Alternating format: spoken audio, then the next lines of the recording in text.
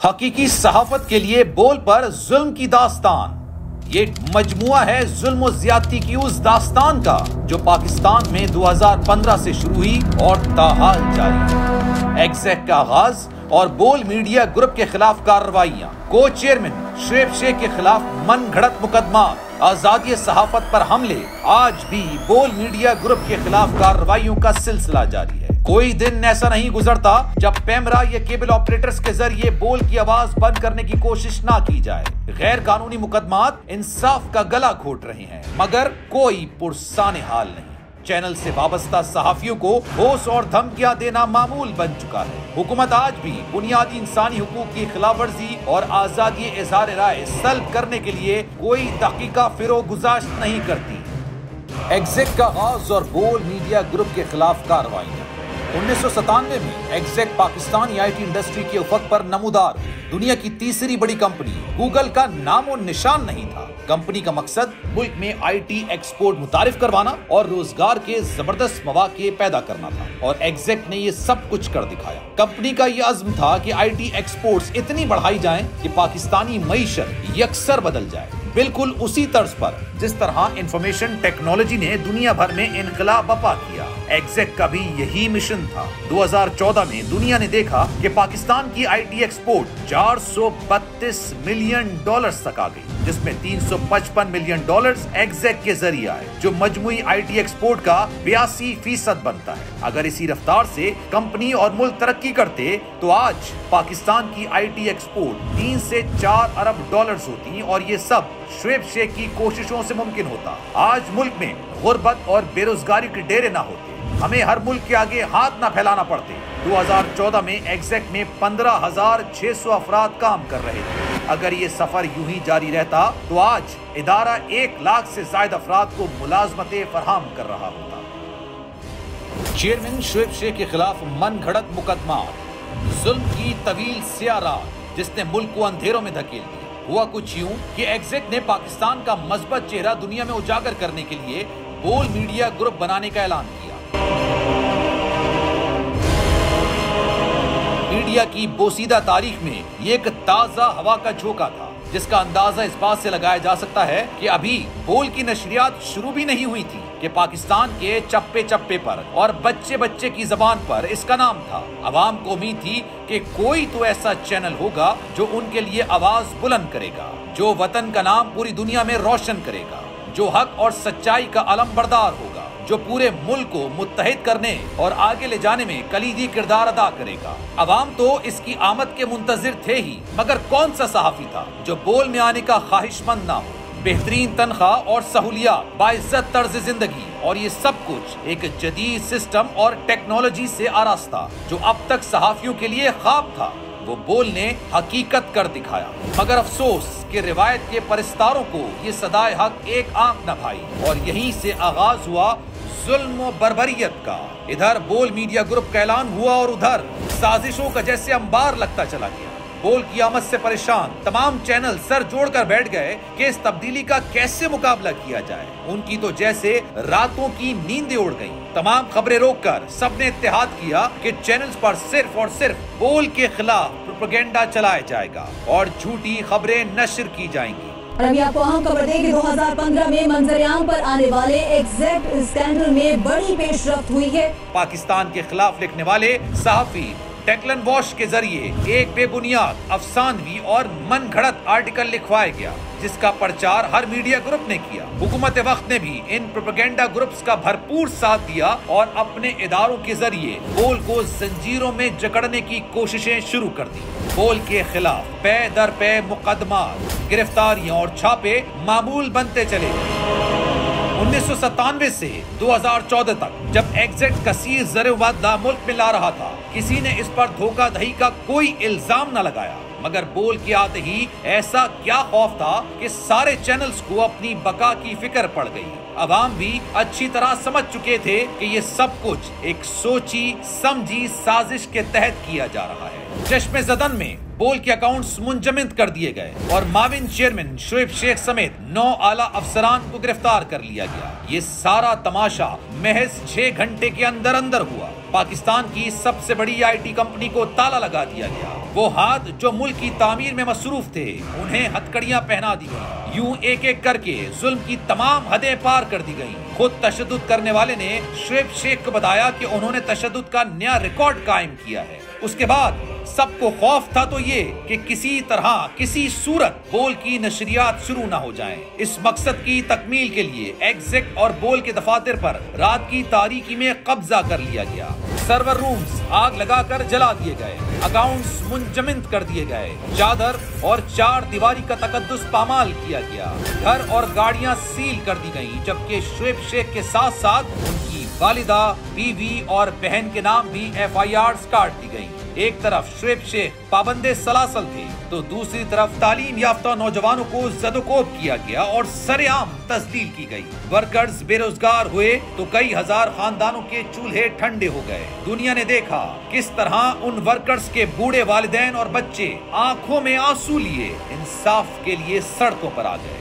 नहीं देखा तो ताकत के नशे में चूर हाकिमे वक्त ने, जिसके कान पर कभी जूं तक ना रेंगी।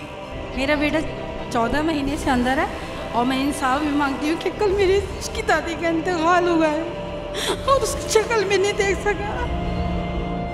वो अपने बच्चों से दूर है, मैं अपने बच्चों से दूर हूँ। आपका बच्चा आपसे जुदा हो जाए, इससे बड़ी परेशानी आपके लिए और क्या हो सकती है।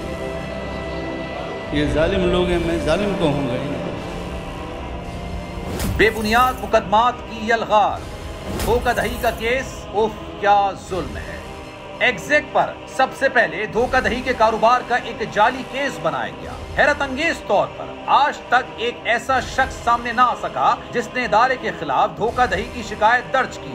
अफसोस तो ये है कि इस मुकदमे का कोई मुद्दई भी नहीं। अगर कोई मुद्दई है तो खुद हुकूमत और तफ्तीश भी वो खुद ही कर रही है। इसी जाली केस की एक FIR कराची के बाद इस्लामाबाद में भी दर्ज हुई। केस के झूठा होने के लिए यही बात काफी थी कि एक इल्जाम पर 2 शहरों में अलग-अलग पर्चे काट दिए गए थे, जो कानून के दायरे में रहते हुए मुमकिन नहीं।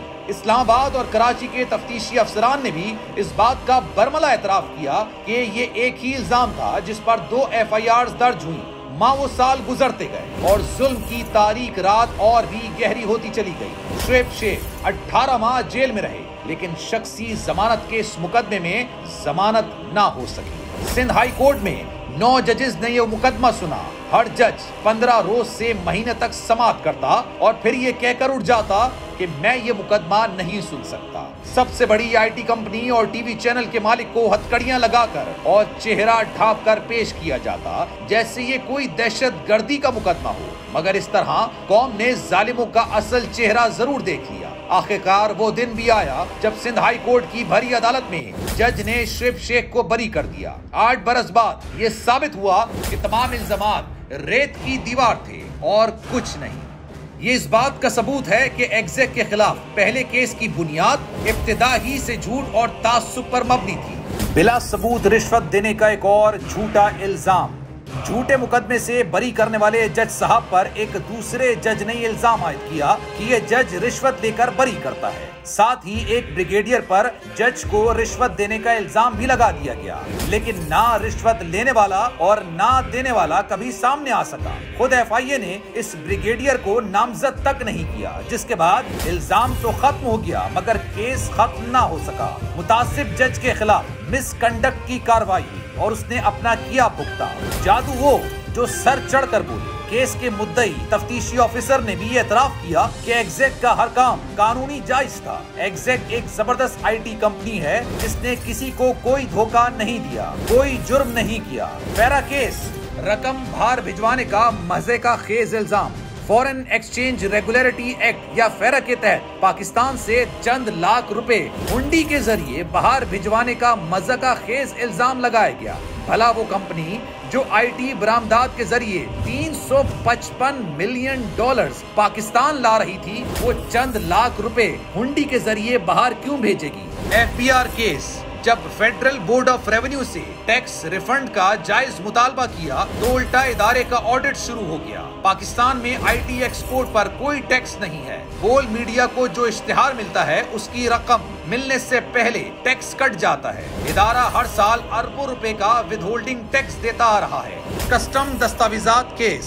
कस्टम का केस बनाया गया कि बोल के आलात ड्यूटी के बगैर आए हैं। अव्वल तो ये आलात ड्यूटी से मुस्तस्ना होते हैं, मगर फिर भी जब इस सामान की दस्तावेजात फराहम की गयी तो केस खत्म करने के बजाय 5 साल बाद फिर से खोल दिया गया। फरवरी 2023 में बोल के दफ्तर पर FIA और कस्टम हुकाम ने धावा बोल दिया।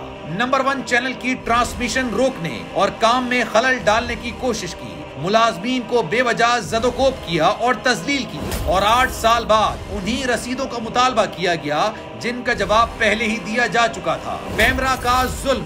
पेमरा ने जुल्म की तमाम हदें पार कर दी। तारीख में कभी ऐसा ना देखा ना सुना। बोल की नशरियात शुरू होने से लेकर अब तक बगैर किसी इतला के 102 मरतबा बंद की गयी। ऐसी क्या दुश्मनी थी कि आवाम तक खबरें पहुंचाना हुकूमत को हजम न हुआ। गैर कानूनी बंदिशों समेत बोल पर पेमरा के जरिए हर तरह का दबाव डाला गया। केबल ऑपरेटर्स को बराह रास्त संगीन नताइज की धमकियां दी गयी। इस तरह पेमरा भी FIA, FBR, कस्टम्स और एक्साइज समेत इन इदारों की सफ में शामिल रहा जिनका वाहिद निशाना बोल मीडिया ग्रुप था। बोल के रिपोर्टर्स, ब्यूरो चीफ्स और एंकर्स को रोकने के लिए हर मुमकिन कोशिशें की गईं, लेकिन बोल हक और सच के साथ खड़ा रहा। जुल्म कैसे मिटेगा? जुल्म के मिटने की 2 ही सूरतें हैं। अदालत में इंसाफ के मुताबिक फैसले हों, कौम जुल्म के खिलाफ उठ खड़ी हो। शुएब शेख के खिलाफ मनगढ़ंत मुकदमात। सबसे पहले इन्होंने एक जाली केस बनाया हमारे ऊपर कि जी हमने चीटिंग की, हम चीटिंग करते हैं और चीटिंग करके पैसे कमाते हैं, वो पैसे आते हैं, चीटिंग की हमने। जालिम थे ना ये लोग, तो ये कोई इनसे पूछने वाला तो था नहीं कि भाई ये चीटिंग कोई तो हुआ होगा ना, चीट। फिर आज दिन तक वो एक आदमी नहीं लाए जो चीट हुआ हो, मगर चीटिंग का केस था। उस वक्त अदलिया में जो लोग बैठे हुए केस देख रहे थे वो पूछते ना यार चीट हुआ कौन है कि जो इतना तुम शोर करके केस लाए हो, इसमें कौन चीट हुआ है? जब उनको दिखता कोई चीट नहीं हुआ, केस खत्म कर देते। तो जालिम जुल्म कर ही नहीं पाता। एक इल्जाम 2 FIR। एक ही इल्जाम पे 2 FIR नहीं हो सकती, मगर जालिम से पूछे कौन? पूरा निजाम ही जालिमाना है। जुल्म है, जुल्म के ऊपर जुल्म। जालिम कुछ नहीं सोचता क्योंकि उससे कोई पूछने वाला नहीं होता। शुएब अहमद शेख इस्लामाबाद में बरी हो गए।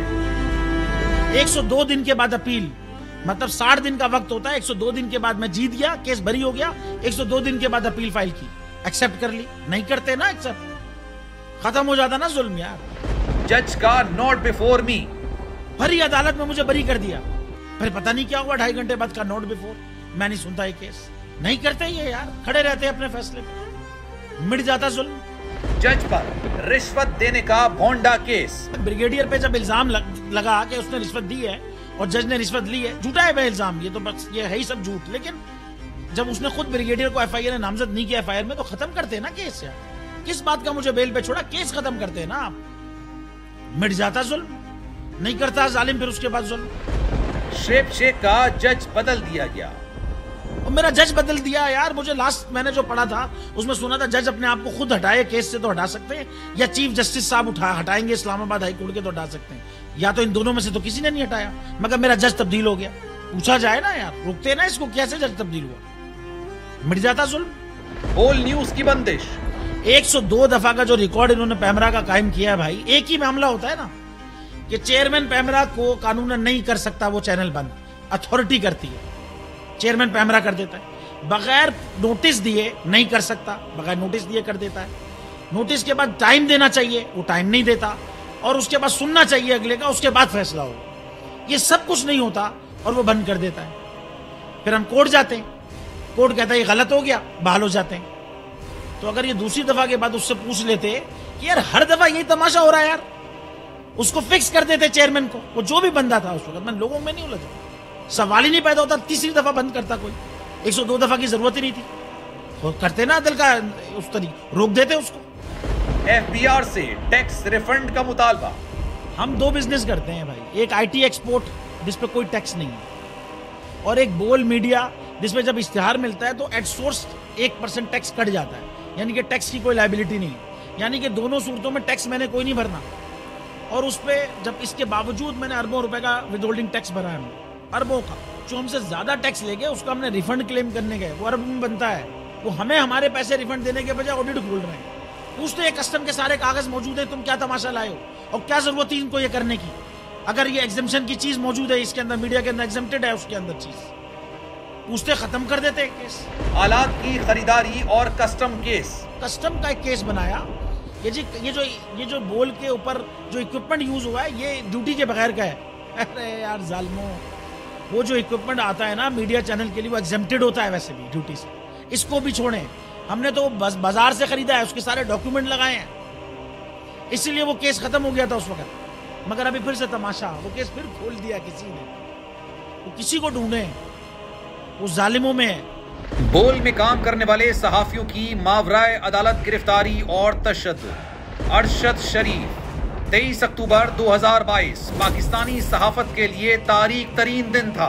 आलमी शोहरत याफ्ता बोल के मायानाज एंकर और इन्वेस्टिगेटिव जर्नलिस्ट अरशद शरीफ को कीनिया में निशाना बनाया गया, जहां वो अपनी जान को लाहक खतरात की वजह से मौजूद थे। 2 माह पहले रियासती जबर और गिरफ्तारी ने उन्हें पाकिस्तान छोड़ने पर मजबूर किया था। वो पाकिस्तान का निडर और बेबाक सहाफी था, जिसने हमेशा हक और सच के लिए नताइज की परवाह किए बगैर आवाज बुलंद की। उसने झूठ और मुनाफकत का लिबादा ओढ़कर जमहूरियत और इंसानियत का राग अलापने वालों को बेनकाब किया। वो बिका नहीं, अपने मौकिफ से पीछे हटा नहीं। यही वजह है कि उस पर बेबुनियाद FIRs कटवाई गई। पाकिस्तान में चोटी का सहाफी जिसकी शहादत पर पूरी दुनिया में शोर बपा था, लेकिन अगर कोई इस जुल्म पर खामोश रहा तो वो हुक्मरान थे। बोल हमेशा अपने सहाफियों के साथ खड़ा रहा है और खड़ा रहेगा। समी इब्राहिम बोल न्यूज के सहाफी समी इब्राहिम भी बोल की वो निडर आवाज हैं जो हर हाल में सच आवाम के सामने लाई। उन्होंने हुकूमती प्रोपेगेंडो को बेनकाब किया और आवाम के साथ होने वाले हर जुल्म पर हुकूमत के साथ कलमा हक बुलंद किया।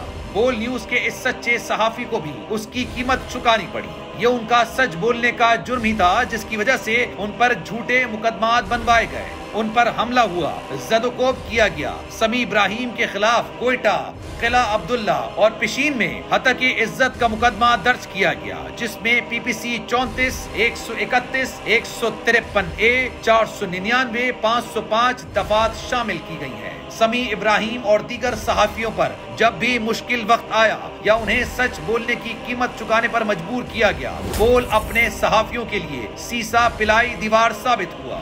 जमील फारूकी बोल के एंकर जमील फारूकी को 22 अगस्त 2022 को रात की तारीकी में कराची से गैर कानूनी तौर पर गिरफ्तार कर लिया गया। उन पर इल्जाम था कि उन्होंने इस्लामाबाद पुलिस को लफ्जों का निशाना बनाया। हैरत की बात ये थी कि उन्हें गिरफ्तार कराची से किया गया, लेकिन सिंध पुलिस को गिरफ्तारी की कानो कान खबर न थी। जमान टाउन के SHO जाहिद लोधी के मुताबिक मकामी पुलिस ने जमील फारूकी को गिरफ्तार नहीं किया। बादअज़ां ये मामला इस्लामाबाद पुलिस की ट्वीट से हल हुआ, जिसमें बताया गया कि जमील फारूकी के खिलाफ इस्लामाबाद कैपिटल पुलिस पर झूठे इल्जामात लगाने का मुकदमा 701 22 थाना रमना में दर्ज है। जुल्म की दास्तान बेबुनियाद FIR पर खत्म नहीं हुई। जेल में बदतरीन जुल्म का निशाना बनाए जाने के बाद 31 अगस्त 2022 को जमील फारूकी जमानत पर रिहा हुए और इस तरह एक बार फिर हक और सच की जीत हुई। इमरान रियाज खान सीनियर एंकर इमरान रियाज खान को बोल न्यूज ज्वाइन करने पर 5 जुलाई 2022 को इस्लामाबाद जाते हुए अटक में दर्ज बगावत के मुकदमे में गिरफ्तार कर लिया गया। इमरान रियाज खान के वकील मियां अली अशफाक ने उनकी गिरफ्तारी की तस्दीक की। इमरान रियाज के खिलाफ पंजाब भर में 17 बगावत के मुकदमा दर्ज किए गए। ये मुकदमा ताज़ीरात पाकिस्तान की दफा 505(1)C, 505(2), 501, 109 और इलेक्ट्रॉनिक क्राइम एक्ट 2016 की रोकथाम की दफा 4, 5, 11, 16, 20 और 22 के तहत दर्ज किए गए। इन तमाम मुकदमात की पेशी के लिए इमरान रियाज खान को 9 जुलाई को लाहौर हाई कोर्ट में पेश किया गया।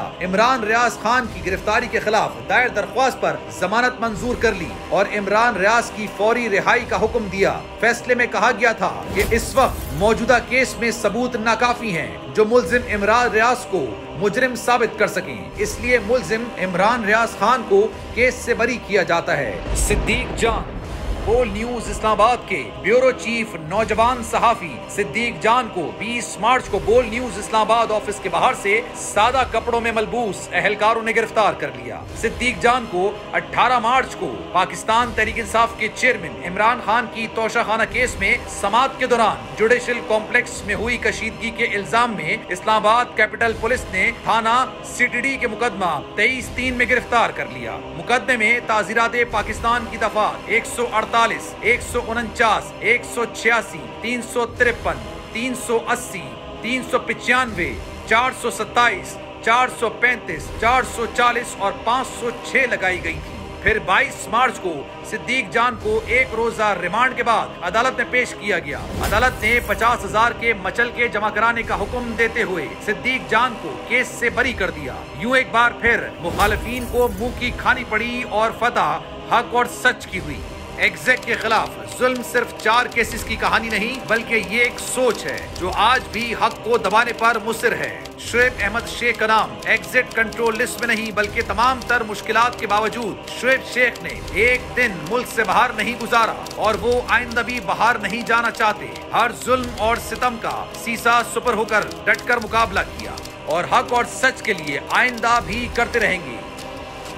बोल जिंदाबाद, पाकिस्तान पाइंदाबाद।